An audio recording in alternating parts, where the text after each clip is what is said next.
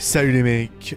Nanatsu no Taizai, c'est l'histoire d'un anime qui avait tout pour réussir, et qui pourtant s'est littéralement effondré sous nos yeux ébahis. Aujourd'hui, on va justement parler de ce qui s'est passé, de la chute brutale de la qualité d'animation de cet animé, de son rythme narratif complètement pété qui a cramé les arcs les plus importants de son histoire, en passant même par tous les personnages maltraités, toutes les thématiques mal gérées, et du traitement extrêmement douteux de la plupart des personnages féminins, et du fanservice plus que discutable. D'ailleurs, on parlera même pas, enfin si, on en parlera, même beaucoup, des très nombreuses incohérences qui n'en ont pas fini de détruire toute la cohérence narrative de Nanatsu no Taizai, et on va également voir pourquoi la série n'a pas tenu la comparaison face aux autres gros shonen de son époque, et de comment elle a déçu toute sa fanbase, qui pourtant y croyait dur comme fer.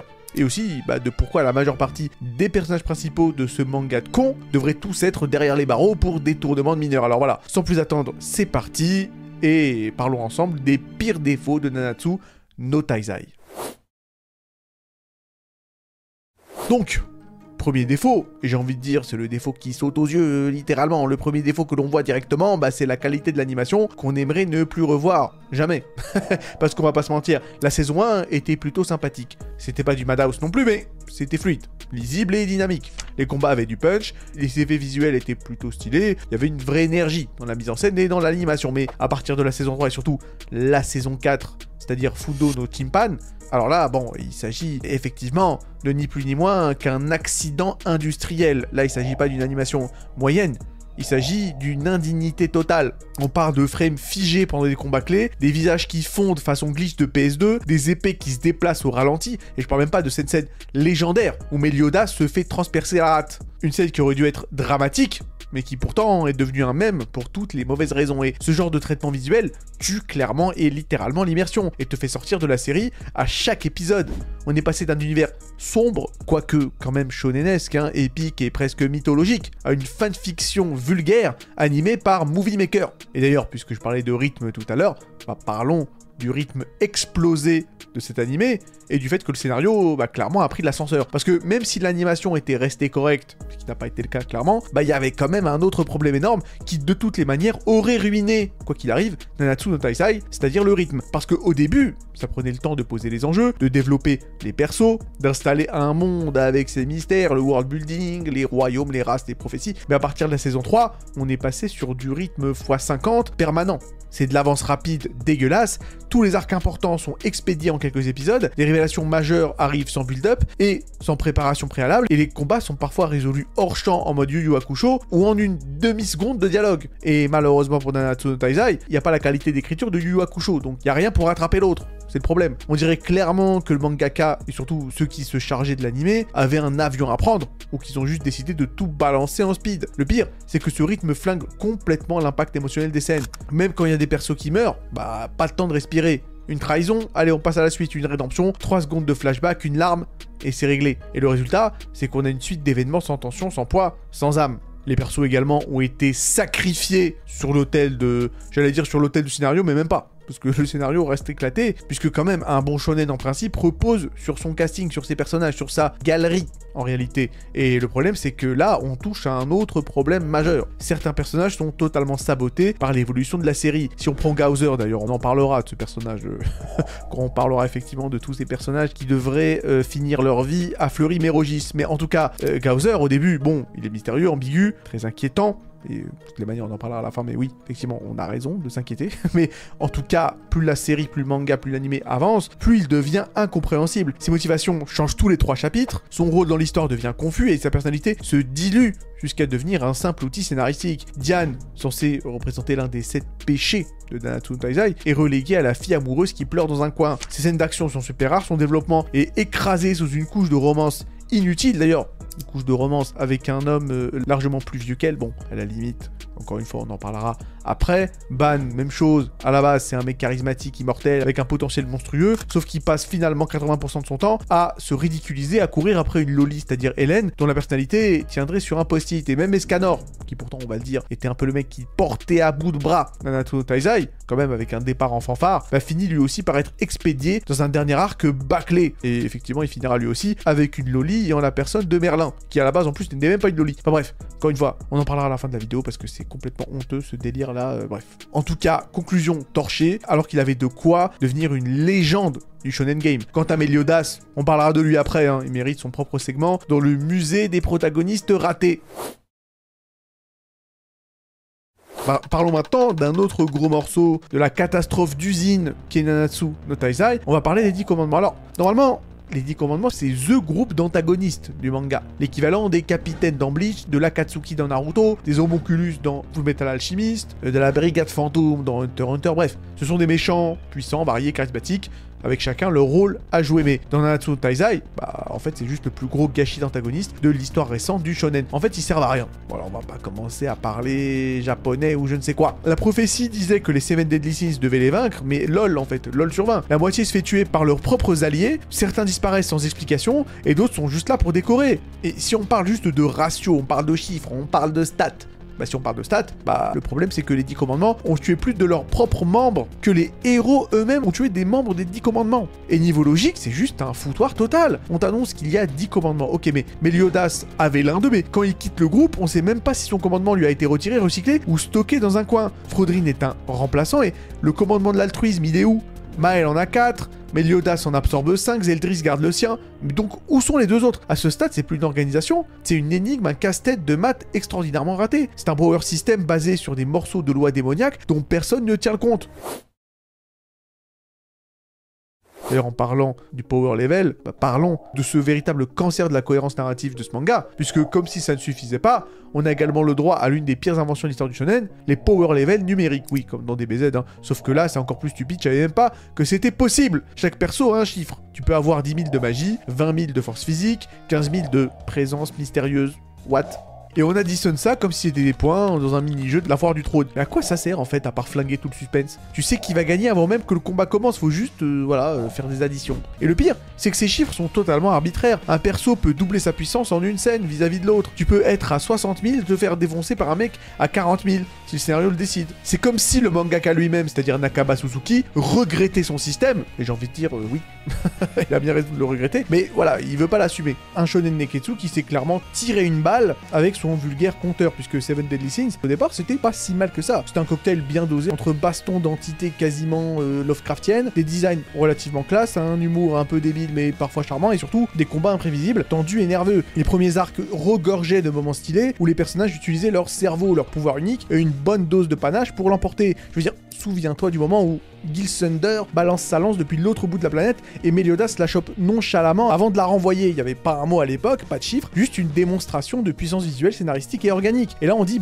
ok, super, les enjeux sont en train de monter. Et là on ressent quelque chose. Puis un jour, quelqu'un, dans un bureau, probablement possédé par je ne sais quel démon du shonen marketing, a dit et si on rajoutait un système de niveau de puissance, avec un œil magique qui dit tout, comme un radar à hype, mais version flemme quand même, parce qu'on va tout de même pas se casser la tête. Et ce fut la naissance de la chose, entre guillemets. L'œil magique de Baylor, l'appareil qui a transformé chaque personnage de Seven Deadly Sins en carte Pokémon, on va pas se mentir, parce que tout d'un coup, le mystère est mort, directement. Pourquoi se casser la tête à écrire une montée de tension quand tu peux juste afficher « Oh non, il a 48 000 points, mais moi je suis à 35 000 points !» Et là, bim, ce ne fut plus des combats, ce fut des fiches Excel qu'on voyait effectivement à longueur de temps dans Seven Deadly Sins. Et les combats sont forcément devenus prévisibles. L'introduction du système chiffré dans ce manga a détruit ce qui rendait les affrontements intéressants. Et ce qui rendait les affrontements intéressants, c'est le doute. Justement, avant tu te demandais est-ce qu'il va s'en sortir, il semble le dépasser, mais peut-être qu'il a un plan. Mais bon, maintenant après Baylor, tout ce que tu te dis c'est ok, il a 20 000 points de moins que moi, donc je vais l'éclater.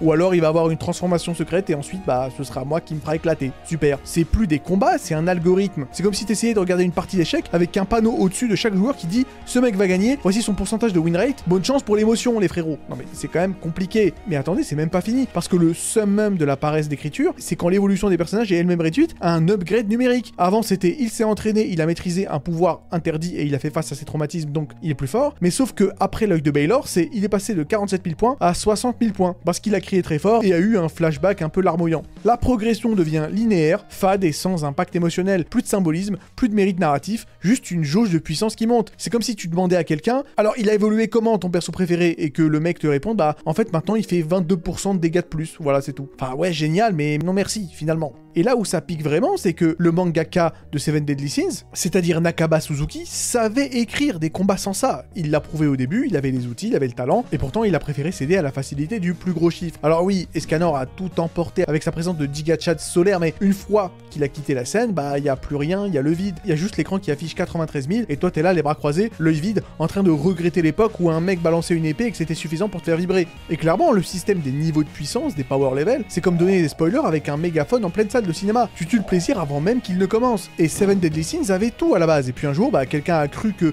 coller un chiffre sous l'épaule de chaque personnage allait améliorer l'histoire, sauf que spoiler, bah pas du tout. Donc vous l'aurez compris, c'est de la merde, mais bon voilà quoi.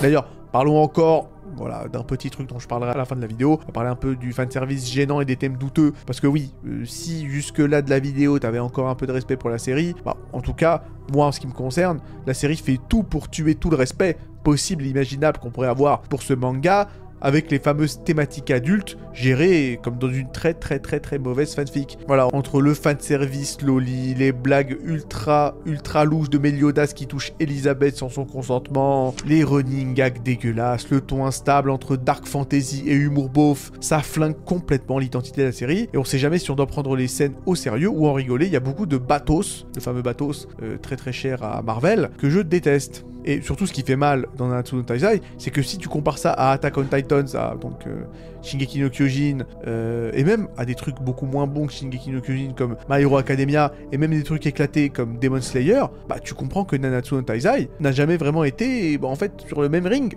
C'est même pas une question de budget ou de hype, c'est une question de maîtrise de ton récit, parce qu'il y a certains problèmes, d'ailleurs j'en ai parlé dans la vidéo, qui relèvent de la qualité de l'animation, c'est-à-dire de la non-qualité de l'animation, mais il y a beaucoup de trucs qui relèvent en réalité juste de l'écriture de Nakaba Suzuki, qui est éclaté sur la durée, et du fait qu'il est foutu, effectivement, voilà, ces différents délires dans ce manga. Bon, mettons tout ça de côté, arrêtons de parler des problèmes généraux, et maintenant, essayons d'être un peu plus précis. Parlons des incohérences. Parce que là, il ne s'agira pas juste d'oubli ou d'erreurs ponctuelles, non. Là, il s'agit d'une avalanche véritable de non-sens narratif, une sorte de bingo cosmique où chaque épisode, chaque chapitre du manga se tire littéralement une balle dans le pied, mais avec le sourire, donc ça passe.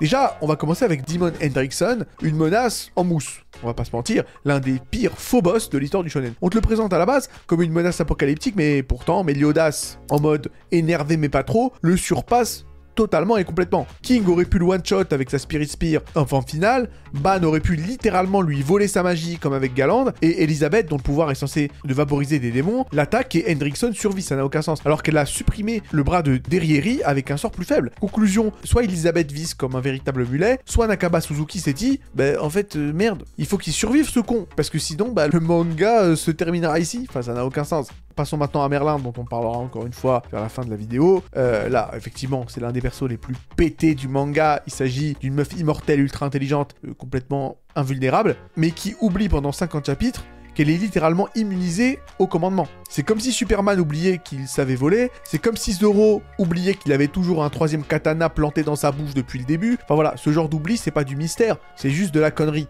on va pas se mentir. Elisabeth, d'ailleurs, j'en parlerai, c'est la déesse la plus invisible de l'histoire, et qui est quand même la fille de la divinité suprême, Bloody Ellie, connue des démons, et crainte des démons, crainte même des archanges, mais absolument ignorée par les 10 commandements pendant toute la guerre sainte. Personne la reconnaît, personne ne sent sa magie, alors qu'on t'explique que la simple présence d'un archange peut être perçue à des kilomètres. Et Elisabeth, censée être la plus puissante de tous les archanges, bah en fait, elle passe inaperçue, comme si elle était littéralement une stagiaire chez les druides. Et pourtant, elle aurait pu solo clean la guerre, vu ce qu'on voit d'elle dans ses meilleures scènes. Mais non, elle sert juste à pleurer, à se faire hagar et se prendre des balayettes laser, et aussi, une fois de temps en temps, à rappeler à Meliodas qu'il a un cœur. C'est pas un personnage, c'est juste un gadget scénaristique. Ensuite, on va enchaîner avec le combat qu'on nous vend depuis le début comme étant, attention, voilà quoi, l'équivalent de Chrollo Lucifer versus Hisoka Moro. Bien évidemment, là, il s'agira de Escanor versus Meliodas possédé. Donc Meliodas est censé avoir perdu le contrôle, il attaque tout le monde. Elisabeth tente d'intervenir, Merlin l'en empêche. Sauf que plus tard, on apprend qu'Elisabeth aurait pu le gérer facile. Alors pourquoi Escanor a-t-il risqué sa vie? Pourquoi on fait ces espèces de détours scénaristiques si la solution la plus simple était littéralement à côté? Encore une fois, Nakaba Suzuki crée du drame artificiel en ignorant ses propres règles.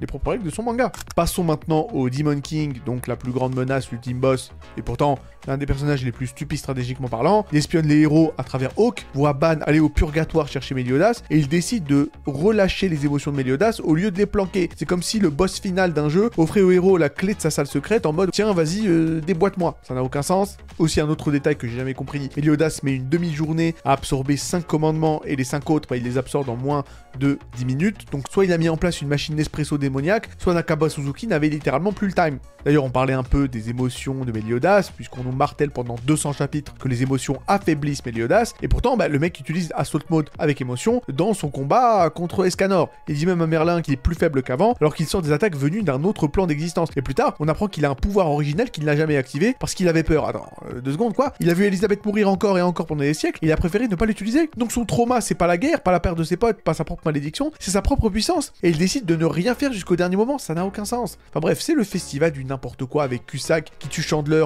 et embarque Zeldris et les commandements, personne ne le remarque, alors que 5 commandements, bah ça se détecte à l'autre bout du royaume. Le lac magique de Salisbury, qui permet de recharger la magie en boucle, mais personne, ni les démons, ni les héros, ne l'exploite jamais. Le Demon King, qui est censé être à moitié mort, mais il détruit le monde avec un regard, pendant que Elisabeth, plus forte que lui dans sa première forme, reste face contre terre en mode je m'en bats les steaks, en mode je suis totalement faible, en mode je peux rien faire, alors que bah si. Merlin réactive une malédiction censée être divine, alors que l'auteur, Nakaba Suzuki, a répété 15 fois que seules les divinités peuvent manipuler ce sort. Ok, Merlin est forte, oui, mais c'est pas une divinité non plus, la petite fille. Bon bref, on en parlera à la fin. Et Elisabeth survit à une malédiction censée être inévitable, 3 fois de suite. Ok, elle est protégée par le perfect cube de Merlin, mais c'est quand même chaud qu'une petite boîte bleue puisse protéger d'un décret cosmique létal. Il y a un problème. D'ailleurs, on peut aussi parler de Chaos, qui est donc l'entité primordiale, hein, celle que même les divinités craignent, une force tellement puissante que personne n'en a entendu parler. Voilà, pas Meliodas, pas Elisabeth, pas Ludociel, rien du tout. En fait, c'est un espèce de Imu d'AliExpress, enfin voilà quoi. Mais c'est pire encore que Imu de One Piece, parce que le problème de Chaos, c'est que les paysans dans les tavernes, là, les espèces de piliers de bar, les poivreaux du coin, eux, ils ont les infos. Ils discutent de Chaos autour d'une binge. Autour d'une bonne binge. Comme si c'était effectivement le dernier potin. Mel a même lu les pensées du Demon King et n'a rien capté. Donc on est censé croire que Chaos a tout créé, que les dieux ont scellé cette entité primordiale et que personne n'était au courant. Ah bah oui, c'est pratique le révisionnisme scénaristique pour Nakaba Suzuki. D'ailleurs, Escanor, on en parlera un peu plus tard, mais on va finir le chapitre des incohérences sur ce petit moustachu. Donc Escanor meurt. Ok, c'est triste. Mais les déesses ont des sorts de résurrection. Alors pourquoi Elisabeth n'en use pas? Il est humain, il a un power level de 15 au repos, il est en phase terminale, mais il peut manipuler une bénédiction divine sans exploser les particules. Donc si lui peut gérer The One Ultimate, alors pourquoi Guila aussi peut le faire? Alors Guila aussi peut le faire, non? C'est quoi cette logique? Maël dit que même avec Sunshine, il ne peut pas battre le Demon King. Mais Escanor, lui, le fait. Donc soit Maël est nul, soit Escanor est l'élu divin, soit le scénario a trop mangé de glu. Voilà, tout simplement. Bon allez, je vais arrêter de cracher ma haine, et je vais maintenant recracher ma haine, mais cette fois avec le fameux sujet dont je vous parle depuis le début, c'est-à-dire, voilà, du côté très discutable du fanservice, et des personnages qui devraient tous aller effectivement faire un tour à Guantanamo, de Nanatsu no Taizai. Alors oui, l'anime est sympathique, le manga peut être, assez palpitant parfois. Certains combats sont certes spectaculaires. Escanor, bien évidemment, dégage une classe, on va le dire, indéniable. Mais le contenu problématique de ce manga ne se limite pas au fanservice loli. Parce que là, il est question, hélas, de voyeurisme, d'attouchement non consenti et pire encore. Je tiens à préciser que je ne suis pas de ceux qui exigent l'absence totale de ces thèmes dans la fiction, hein. On va le dire tout de suite, hein. Parce que oui, la réalité de notre monde est loin d'être exempte de ces problèmes, et les exclure de nos récits serait d'une grande hypocrisie. Enfin, je veux dire, si on prend l'un de mes mangas préférés, Berserk, par exemple, eh bien bon, le manga aborde des sujets extrêmement sombres, y compris le V et l'inceste. Bon, voilà. Pour ceux qui se rappellent de notre ami le roi du Midland. Mais ces actes sont toujours présentés sous un jour négatif, ce qui contribue à une certaine critique sociale, ou même au développement des personnages, en montrant quand même ces trucs dégueulasses comme des trucs dégueulasses. Et c'est là où effectivement on arrive au problème de Nanatsu no Taizai, parce que ces trucs dégueulasses dans ce manga sont pratiquement présentés sous un angle positif, humoristique, et dans le meilleur des cas sont juste minimisés. En fait. Ce qui est pour le moins, on va le dire, discutable. Alors sans plus attendre, faisons la liste des 5 éléments les plus dégueulasses de Nanatsu no Taizai. Alors, premier point, Eh ben écoutez, forcément, on va parler de Meliodas. Alors Meliodas, le protagoniste principal du manga, et on va donc tout naturellement parler de sa relation avec Elisabeth. Et clairement, c'est quelque chose là. Je crois qu'on en tire un bout là, dès le début. Bon alors, d'un côté, on a Meliodas, hein, le big boss des Seven Deadly Sins, avec une malédiction qui ne date pas d'hier. Bon, il doit regarder sa chère et tendre Elisabeth se faire éventrer de façon tragique encore et encore à travers les siècles. Et à chaque fois que Elisabeth meurt, hop, elle se réincarne quelques décennies plus tard, afin que l'histoire se répète. Et Elisabeth, de son côté, princesse en détresse du royaume de Lyonesse, débarque sans se douter au tout début du manga qu'elle est en fait l'énième réincarnation de la douce épouse de Meliodas. Et le hic dans leur petite romance éternelle, bah c'est le comportement de notre protagoniste, forcément. Parce que le gars ne peut pas s'empêcher de jouer les gros lourds avec Elisabeth, donc en la touchant dès qu'il le peut, ce qui jette forcément un froid avec toute cette histoire de consentement et de respect dans leur relation. Enfin, je veux dire, le pire, c'est que Meliodas connaît Elisabeth depuis qu'elle porte des couches, et ça ne l'empêche pas de continuer sur sa lancée dès qu'elle a atteint l'âge de 16 ans. Effectivement, c'est pas très classe, et c'est surtout un peu creepy. Je vais pas faire le mec. Tu le vois par exemple dans les flashbacks, Meliodas en train de parler, de traîner avec Elisabeth alors qu'elle a même pas 4 ans, en mode dans quelques années, toi, t'inquiète pas. Non mais je veux dire, tu vois ça, tu dis ok, c'est pas très Charlie, je pense qu'on peut le dire. Bon, alors cette histoire d'amour qui aurait pu effectivement, sous la plume d'un meilleur écrivain, devenir un récit poignant sur l'amour éternel face à une malédiction implacable. Bon, et ben hélas, ça finit quand même par prendre l'eau, à cause de ces moments franchement gênants, et on aurait pu avoir droit à une belle tragédie romantique, mais au lieu de ça, les décisions prises dans la narration font qu'on a plus l'impression de regarder un truc ultra creepy, ultra cringe, et je pense que ça aurait été facilement évitable. Bref, l'histoire de Meliodas et Elisabeth, ça aurait pu être bon encore une fois, mais bon, entre les mains de notre ami le mangaka, bref, voilà, on en a fini avec l'histoire de Meliodas, en espérant ne plus jamais avoir à en parler. Bon allez, deuxième truc dégueulasse, on va directement parler de King. On va directement parler de King. Alors, King, forcément accompagné de Diane, l'espèce de géante, donc un duo qui ne manque pas de susciter pas mal de discussions. Donc alors, King qui c'est, c'est le roi des fées, qui a donc une longue histoire avec Diane, la géante, que vous connaissez. Alors, King a littéralement élevé Diane depuis qu'elle est petite. Et ici, petite est assez relatif, parce que même enfant, Diane était déjà plus grande que la plupart des adultes. Mais revenons à nos moutons, cela étant dit. King tombe amoureux d'elle durant cette période. Bon déjà, c'est un souci, parce qu'il l'a veillé sur elle, il l'a vu grandir, il l'a vu mûrir, et paf, il décide qu'il l'épousera un jour. C'est quand même complexe, et pendant ce temps, il reste à ses côtés pendant 500 ans. 500 ans, frérot, avec l'idée en tête de l'épouser plus tard. Alors ok, on peut se dire c'est mignon, un amour qui dure éternellement, sauf que c'est surtout ultra creepy. Imaginez quelqu'un qui vous a vu grandir, qui a été en quelque sorte une figure paternelle pour vous, ou en tout cas protectrice, et à la fin, voilà, ça part en Molière. Ça part en école des femmes. Et ça soulève surtout plusieurs questions sur la dynamique un peu bizarroïde de leur relation, et surtout comment on interprète l'amour dans ce contexte. King et Diane finissent finalement, et le pire c'est que King et Diane finissent par former un couple vers la fin du manga, mais le chemin pour y arriver est pavé de moments qui nous ont fait lever plus d'un sourcil. D'autant plus que bon, on se dit allez, la meuf elle a 500 ans, ça va. Mais en fait, 500 ans en année de géant, je crois que c'est même pas 10 ou 12 ans. Donc ça reste abusé de toutes les manières. Allez, on continue, on va dire, avec le gros morceau de cette vidéo. On va parler donc de l'un des meilleurs personnages du manga, peut-être. D'ailleurs, c'est pour ça que ça vous le somme. Voilà, on va parler de Ban. Bon alors... Ban et Hélène, donc de Nanatsu no Taizai. On va en parler. Et autant vous dire que leur histoire est assez controversée. Donc déjà, on a le fameux cliché bien connu, le fameux clicheton du personnage qui a l'air d'avoir 10 ans, mais qui en a en fait 3000, bien évidemment. Là, je fais référence à Hélène. Et donc, la principale ombre au tableau ici, c'est que l'apparence d'Hélène ne correspond pas vraiment à son âge millénaire. Je pense que c'est effectivement le cas de le dire. Et franchement, ça ne rajoute rien à l'intrigue, à part un côté lollybait, hélas. La relation entre Ban, l'immortel badass, et Hélène, la gardienne de la fontaine de Jouvence, aurait pu être sympathique, si la série n'avait pas cette obsession étrange pour les personnages à l'apparence enfantine. Ok, Hélène est une fée, et on comprend qu'elle soit menue, on va dire, surtout si on la compare avec d'autres fées féminines du manga, et qui partagent effectivement ces caractéristiques, mais même parmi les fées en question, certaines gardent une apparence adulte, malgré le fait qu'elles soient un peu petites, physiquement. Sauf que c'est pas le cas d'Hélène.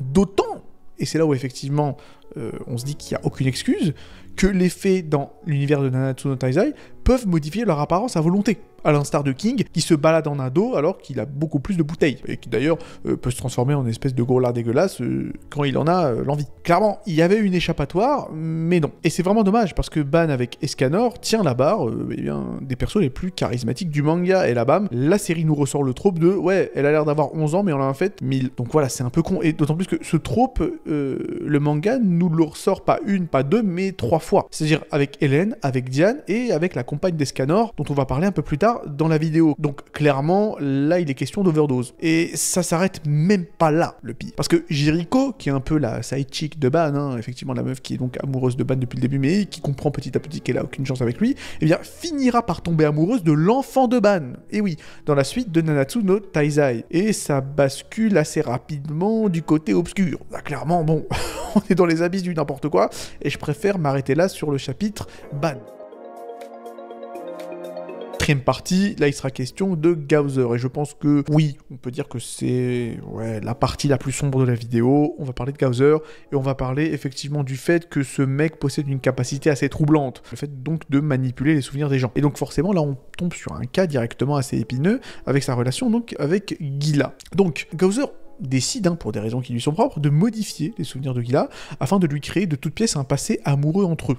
Alors imaginez un peu, un jour vous vous réveillez et paf, vous avez tout un album de souvenirs avec quelqu'un que vous n'avez en fait pourtant jamais vu auparavant, ce qui est effectivement assez perturbant. Et Gaozer pousse le vice jusqu'à lui effacer ses souvenirs de son propre frère, vous couronnez le tout. Et le pire dans cette histoire, c'est que tout cela est présenté avec un humour assez déplacé. Et le manga d'ailleurs montre bien que Gaozer consommera sa relation avec Gila sur la base de ses souvenirs modifiés. Donc là clairement, on va le dire, on va pas parler japonais, il s'agit d'un V, purement et simplement. Et donc à la fin, Gila remercie même Gaozer pour cette manipulation. C'est quand même assez dingue, lorsque effectivement elle apprend que Gaozer l'a manipulé depuis le début. Et d'ailleurs, c'est d'autant plus con que bon, la backstory de Gaozer avait pourtant quoi émouvoir. Le mec, on le voit arracher son propre cœur pour tenter de sauver son amour perdu. D'ailleurs, il échoue et il se retrouve accusé d'un crime abominable qu'il n'a pas commis, le tout enrobé d'un espèce de quiproquo assez tragique. C'est touchant, c'est complexe, et il y a clairement un vrai potentiel de développement de personnage derrière ça. Mais le problème, c'est qu'encore une fois, le mangaka décide de partir en couille. Et on finit la vidéo avec, le big boss de Nanatsu no Taizai, Escanor, bien évidemment. Et sa relation avec Merlin, donc une femme qui s'appelle Merlin. Bon, alors donc déjà encore une fois préparez-vous parce que là aussi on a droit à notre dose de WTF. Alors Escanor, ce colosse super balèze qui rougit donc à la vue de Merlin et qui lui déclame des poèmes d'amour dès que l'occasion se présente, finit par avoir une sorte de confirmation de ses sentiments de la part de Merlin. Et là, accrochez-vous, au moment où on pourrait s'attendre à un développement romantique un tant soit peu normal entre les deux, eh bien Merlin se transforme ni une ni deux en Loli. Voilà, tout simplement. La grande sorcière Merlin qui a littéralement 3000 ans a arrêté de vieillir quand elle avait 10 ans, et sa vraie forme, que l'on découvre donc dès à présent, est celle d'une enfant. Forcément, voilà. Forcément. Et donc on pourrait passer des heures à débattre vis-à-vis de la décision narrative de garder un personnage aussi puissant et intellectuellement développé dans un corps d'enfant, surtout au moment clé de sa relation avec Escanor. Je veux dire, bon, c'est comme si l'univers de Nanatsu no Taizai ne pouvait s'empêcher de retomber dans ce trope étrange et franchement discutable. Et là, clairement, bon, voilà, j'ai pas envie de partir dans des théories, mais je pense que l'auteur, voilà quoi. Je pense que le mangaka Nakaba Suzuki, de son petit nom, voilà. Je pense que si tu devais aller vérifier son historique, voilà, je vous fais pas un dessin les mecs. C'est-à-dire que on avait pété, on avait serré Watsuki, le mangaka de Kenshin le Vagabond, avec des trucs pas très catholiques sur son hard drive. Je pense que pour Suzuki, voilà, tu peux rajouter encore 50 tétraoctets du même contenu, clairement. Je pense que lui, faut pas aller regarder son historique. Le mec est clairement un dégénéré, pour moi, c'est une évidence. Et le pire, c'est qu'en fait, le seul mec qui a une relation amoureuse normale et pas illégale, c'est le grand méchant du manga, c'est-à-dire Zeldris, qui a donc effectivement une relation amoureuse relativement normale et dépourvue de tous ces trucs un peu bizarroïdes. Mais je veux dire, c'est quand même, assez parlant quand tu te dis que le seul mec qui est pas un putain de dégénéré, c'est le méchant de ton manga, quoi. Ok, il y a quand même un souci. Bref, on va s'arrêter là, en espérant que la vidéo vous ait plu. Abonnez-vous pour encourager la chaîne. Dites-moi si vous voulez que je reparle de Nanatsu no Taizai. Moi, je suis pas un gros fan du manga, de l'animé, voilà. Bon, ça, je pense que de toutes les manières, vous savez que les shonen, c'est pas forcément mon truc. Je regarde Histoire 2. J'avais un pote qui aimait bien Nanatsu no Taizai, donc je l'ai regardé un peu pour parler de ça avec lui. Mais voilà, ça s'arrête là. Mais bon, si je vois que la vidéo marche bien, moi, à la limite, ça me dérangerait pas de parler un peu plus du manga. Pour ça, il n'y a pas de souci. Mais évidemment, pour éviter de cracher trop sur Naruto, je pourrais cracher sur Naruto Taizai. Qui sait? Bon, allez, prenez soin de vous et à la prochaine.